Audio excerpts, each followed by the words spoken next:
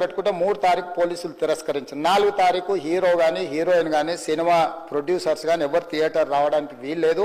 ఈ థియేటర్లో మేము సెక్యూరిటీ ఇవ్వలేము. ఈ థియేటర్కు ఉన్నది ఒకటే దారి. ఈ దారిలో ఇంతమంది వేలాది మంది అభిమానులు వచ్చినప్పుడు మేము కంట్రోల్ చేయలేము, వద్దు అని తిరస్కరించారు. తిరస్కరించిన తర్వాత కూడా 4 తారీఖు 9:30 ప్రాంతంలో హీరో రావడం జరిగింది. రావడం కారులో వచ్చి థియేటర్లో పోయి సినిమా తెచ్చి మళ్ళీ కారులో వెళ్ళిపోతే పెద్దగా ఇంత ఇబ్బంది జరుగుతుండేనేమో లేదో నాకు తెలియదు. కానీ ఎక్స్రోడ్ చౌరస్తా కంటే ముందు నుంచే కారులో రూఫ్ టాప్ ఓపెన్ చేసి రోడ్ షో చేసుకుంటే థియేటర్లో పోవడంతో ఆ చుట్టుముట్టుతున్న 7-8 థియేటర్లలో ఉన్న సినిమా అభిమానులు మొత్తం ఇక్కడికే రావడంతో వేలాది మంది జమ అయినారు. ఆ గేట్ ఒక్కసారి హీరో కారు లోపలికి పంపించడానికి ఆ ఉన్న గేటు తెరవడంతో వేలాది మంది ఒక్కటేసారి ఉప్పెనలాకి వచ్చారు. ఆ ఉప్పెనలో చనిపోయిన రేవతి, ఆమె కొడుకు, భార్య, భర్త, కూతురు వాళ్ళు అలాగైపోయి కొడుకు తల్లి ఒక పక్కన పోయి ఆ జనాల నుంచి తప్పించుకొని టికెట్ చేసుకొని ఆ తొక్కిసలాటలు హీరోను థియేటర్ లోపలికి తీసుకుపోవాలనుకున్న టైంకి అతను బండి మీద రోడ్ షో చేసి దిగేటప్పటికి వేలాది మంది హీరోను కలవడానికి చొచ్చుకొచ్చారు ముందుకు. అసలు అంటే ఈ రకమైన వాతావరణంలో అతన్ని లోపలికి తీసుకువెళ్లాల్సిన సందర్భంలో అతను ప్రైవేట్ సెక్యూరిటీ ఇవాళ రేపు మనం ఫంక్షన్లలో బౌన్సర్లు అని మనం చూస్తూ ఉన్నాం.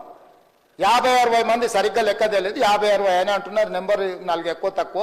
ఆ బౌన్సర్లు అందరు మీదికి వచ్చే అందరు అభిమానులను విపరీతంగా అడ్డంగా ఎట్లబడితే అట్లా తోయడంతో అటు నుంచి అభిమానులు హీరోని చూడాలి, కలవాలని ఒకవైపు నుంచి వాళ్ళని హీరో దగ్గరికే రానియొద్దని ఆయన ప్రైవేట్ సెక్యూరిటీ వెనక్కి నెట్టడం వల్ల ఈ తొక్కిసలాటలో హీరో థియేటర్కి వెళ్ళి లోపలికి వెళ్ళి చూసినాక పోలీసులు ఈ మొత్తం క్రౌడ్ని ఈ మొత్తం అక్కడ ఉన్న జమైన జనాలను అందరిని కూడా తీస్తే ఒక తల్లి కొడుకు అక్కడ శవాలుగా పడి ఉన్నారు.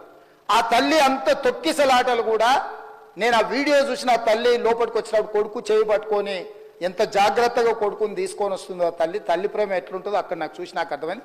ఆ శవాలుగా మారిన తల్లి కొడుకు చెయ్యి ఇడవలే అధ్యక్ష, అట్లే చెయ్యి బిగ్గర పట్టుకొని పోలీసు వెళ్ళి చూస్తే ఆ తల్లి ఆ పిల్లగాడు ఆ తల్లి ఆ చెయ్యి వదలకుంటే కన్నబిడ్డను పట్టుకుని తల్లి చచ్చిపోయింది అధ్యక్ష. అట్లాంటి సిచ్యువేషన్లో పోలీసులు తల్లిని కొడుకుని హాస్పిటల్కి అక్కడ ఫస్ట్ ఎయిడ్ ట్రీట్మెంట్ చేసిండ్రు. పోలీసులు ఏం డాక్టర్లు కాదు, హుటాహుటిన తరలించిండ్రు. హాస్పిటల్కి వెళ్ళిన తర్వాత తల్లి చచ్చిపోయింది, పిల్లోడు కోమాలుండు. ఆల్మోస్ట్ పోలీసులు పిల్లవాడు కూడా చచ్చిపోయింది అనుకున్నారు. బ్రెయిన్ డెడ్ అయింది, ఆక్సిజన్ అందక ఆ అబ్బాయికి. సో ఆ సిచ్యువేషన్లో వెనక్కి పోలీసులు వచ్చి హీరో గారికి విషయాన్ని తెలియజేసి హీరో గారు వెళ్ళిపోతే హీరో ఎందుకు వెళ్ళిపోవాలనుకున్నారు పోలీసులు అంటే ఇంకా వేలాది మంది అభిమానులు అక్కడనే ఉన్నారు.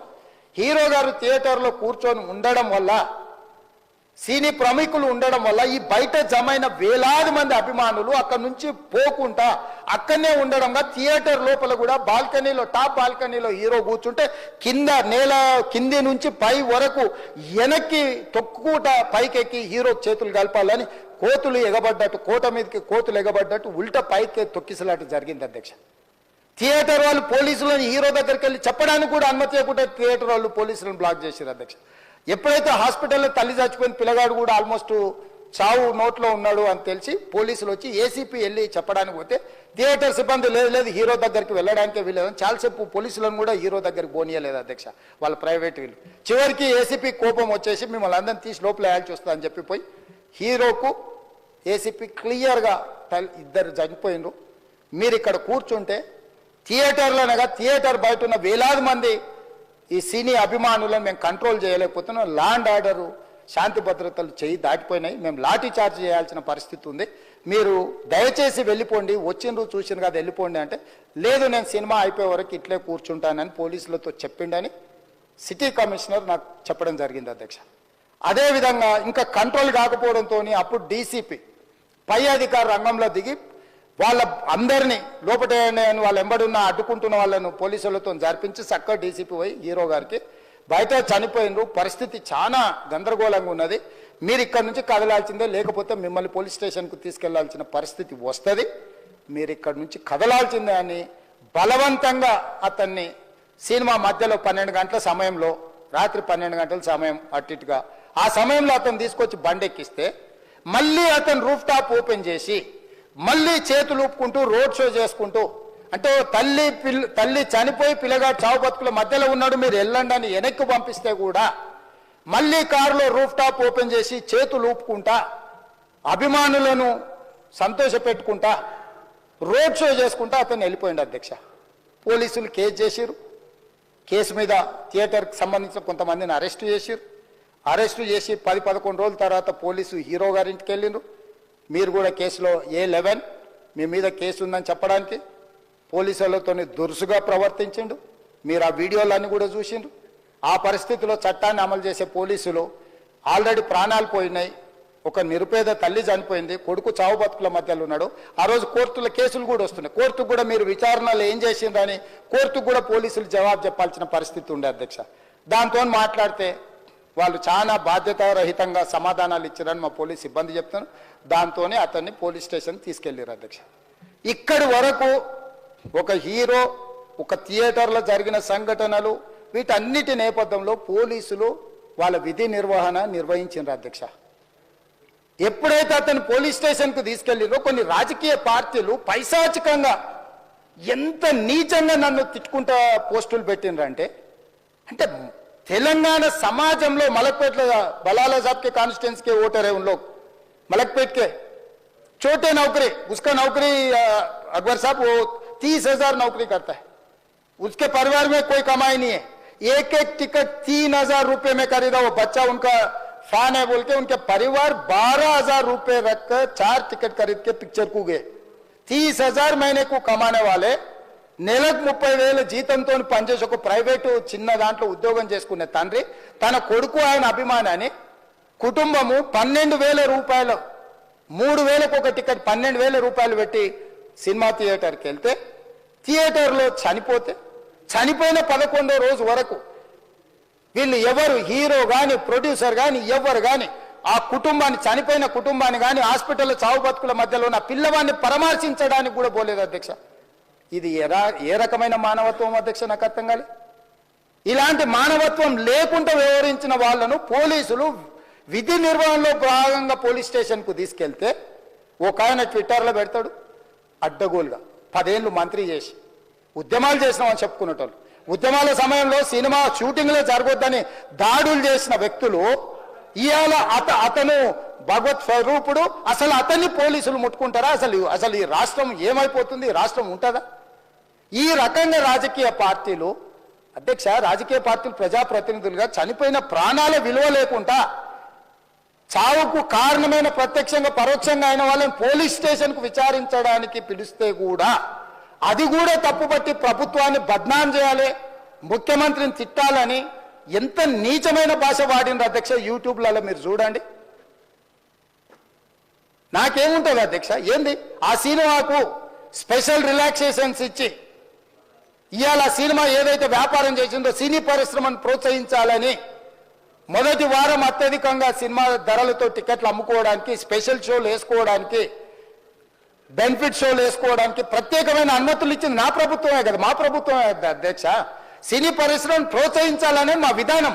ప్రోత్సహించే క్రమంలో తెలంగాణ ప్రజల ప్రాణాలను తీసుకోమనే, ప్రాణాలు తీసుకుంటే కూడా వాళ్ళని ఏమనొద్దానంటే మీరు లా చేయండి అధ్యక్ష. మరి స్టేట్కు లా అథారిటీ ఉందో లేదో నాకు తెలియదు, కానీ star, film star, super stars or political stars is having some special privilege.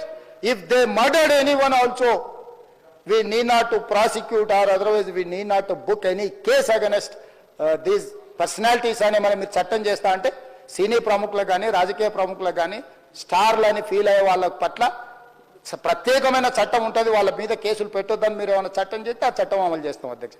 ఈ రోజున్న డాక్టర్ బాబాసాహెబ్ అంబేద్కర్ ఇచ్చిన చట్టం ప్రకారము దీనికి కారణమైన వాళ్ళను ప్రత్యక్షంగా పరోక్షంగా కారణమైన వాళ్ళందరి మీద కేసులు కట్టి పోలీసులు విచారణ చేయాల్సిందే, బాధితులను శిక్షించాల్సిందే అధ్యక్ష.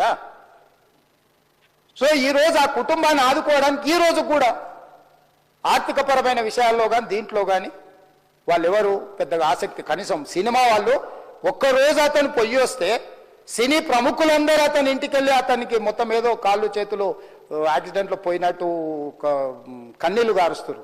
ఈ సినీ ప్రముఖులు ఒక్కరైనా హాస్పిటల్కి పోయినరా అధ్యక్ష? నేను సూటిగా తమ ద్వారా సినీ ప్రముఖులను నేను అడుగుతున్నా అధ్యక్ష. తల్లి చనిపోయి 9 సంవత్సరాల పిల్లగాడు బ్రెయిన్ డెడ్ అయ్యి ఆక్సిజన్ అందక 20 రోజుల నుంచి హాస్పిటల్లో కోమాలో ఉంటే ఈ సినీ ప్రముఖులు ఒక్క రోజు కోసం పోలీస్ స్టేషన్ పోయిన ఇంటికాడ క్యూ కట్టి ప్రభుత్వాన్ని తిడుతుండ్రు, నన్ను తిడుతున్నారు, అతన్ని పరామర్శిస్తారు. ఏమైంది అధ్యక్ష? అతను కాలు పోయిందా, కన్ను పోయిందా, చేయి పోయిందా, ఏమైనా కిడ్నీలు దెబ్బతిన్నా, ఏమైంది? అతన్ని ఇంతమంది సినీ ప్రముఖులు పరామర్శించారు, కలిసిండ్రు, అభినందించారు. కానీ ఆ పిల్లగాన్ని కనీసం అన్న పరామర్శించడానికి సినీ ప్రముఖులు ముందుకు రాలేదంటే సినిమా ఇండస్ట్రీలో ఉన్న ప్రముఖులు ఏం ఆలోచన చేస్తుండ్రో, ఏం కోరుకుంటుండ్రో నాకైతే తెలియదు.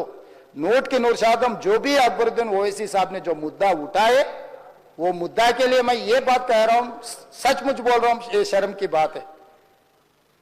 20 दिन के बाद भी इतने एक दिन के लिए उनको पुलिस स्टेशन को लेकर गए तो हाई कोर्ट भी इमीडिएट अजर्नमेंट मोशन, लंच मोशन ले लिए, उनका बेल भी दे दिए, सब कुछ है. आधी रात को 11-12 बजे अपने लोग बोल रहे थे जेल का दरवाजा खोलो, 12 बजे उनको छोड़ो. अरे भाई कहां है प्रोविजन? कहां से छोड़ू मैं? कोई मेरा घर का मामला नहीं है. मेरा घर का मामला है तो मेरा गेट निकाल के आने वाले जाने वाले को मैं बोल सकता हूं. जेल का दरवाजा मेरा हाथ में नहीं है, कानून के हिसाब से चलाने का है मेरे को. रात 12 बजे अरे वो फिल्म स्टार है उसको छोड़ दो. भाई अगला दिन मैं रहे तो ना फिल्म स्टार को छोड़ने के लिए. अगर आधी रात को 12 बजे किसी को जेल से छोड़ने का कोई लॉ है तो बोलो, मैं भी लागू करता हूं. तो इसीलिए ये इतने फिल्म स्टार कोई भी दवाखाना तक नहीं गया, छोटे बच्चे को नहीं देखा अकबर साहब. ये अफसोस की बात है, शर्म की बात है. सचमुच बोल रहा हूं मैं. अगर मैं वहां पर जाके देखने के लिए मैं पूरा स्टाफ और मेडिकल एंड हेल्थ सेक्रेटरी, मेरे कमिश्नर, सब टीम को मैं डिप्लॉय कर दिए. सीता और अपने कमीशन चेयरपर्सन सब लोगों को वहां भेज के मैं continuously I am monitoring that boy health condition. So ये कैसे कहां जा रहे हैं हम लोग? भाई उन लोगों को जिम्मेदारी दी नहीं है, हम समझ भी सकते है नहीं है वो बात अलग है. मगर कुछ पॉलिटिकल पार्टीज 10-10, 20-20 साल जो रिप्रेजेंट किए, मंत्री किए, वो लोग मुझे गाली दे रहे हैं. उसके ऊपर कैसा केस लगाते हैं? वो मेरा दोस्त है. भाई आपके लिए, आपके दोस्त के लिए कोई नया कानून बनाना है तो बनाओ, देखेंगे. अरे आपके दोस्त रहे तो 12 खून माफ है क्या? मेरा भाई के लिए भी माफ नहीं है, आपके लिए कहां से माफ करूं मैं? मेरे परिवार के लिए भी कोई नया कानून नहीं है. स्पीकर साहब, मैं ये कुर्सी में बैठा हूं, जो कानून है जो डॉक्टर बाबा साहब अंबेडकर जी ने जो कानून दिए, वो कानून के हिसाब से हम सरकार चलाएंगे. जो अकबर साहब ने जो बात लिखा, कुछ प्राइवेट डिस्कशन से, कुछ पब्लिक विजुअल्स है.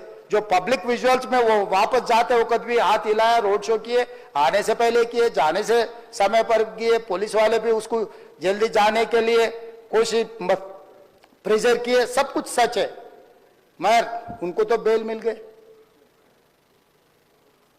अभी कानून तो हम मानना ही पड़ता. तो ये हकीकत है, ये सचमुच है. मगर ये अफसोस की बात है. मैं फिल्म इंडस्ट्री जो बड़ा लोग है, मैं उन लोगों से गुजारिश करता हूं, इनह्यूमन नहीं रहना.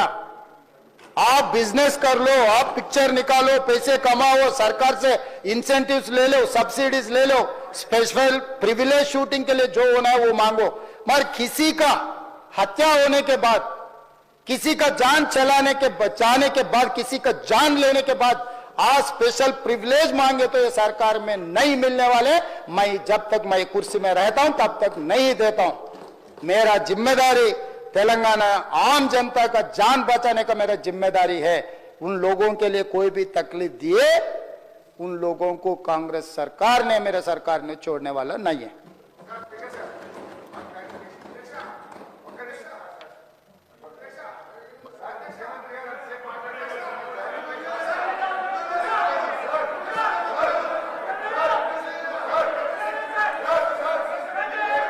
Honorable Speaker, sir. Sir, I thank Honorable Leader of the House and the Chief Minister of the State, Mr. Revant Reddy Sahab, for giving the details of the incident happened and making it very clear, sir. On behalf of AIMIM party, sir, I would say that we support the action taken by the government and the police, sir. And sir, on behalf of AIMIM party, sir, we are with the family and we pray to Allah subhanahu wa ta'ala that Allah gives a recovery to that child, sir. And I also pray to Allah subhanahu wa ta'ala that कि Allah उनके बच्चों को और उनके husband को, वो उनकी wife और मां के मरने का उनको अल्लाह सब्र दे।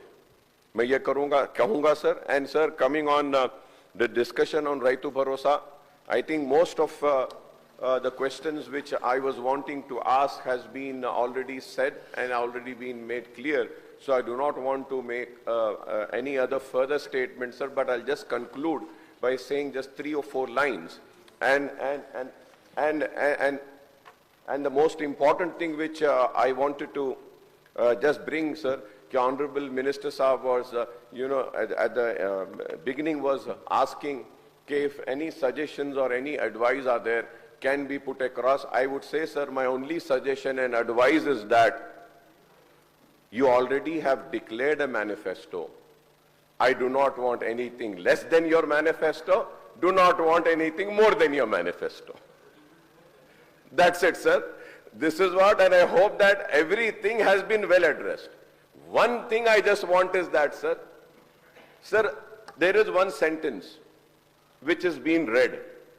So understanding of that one particular sentence might be different of mine, might be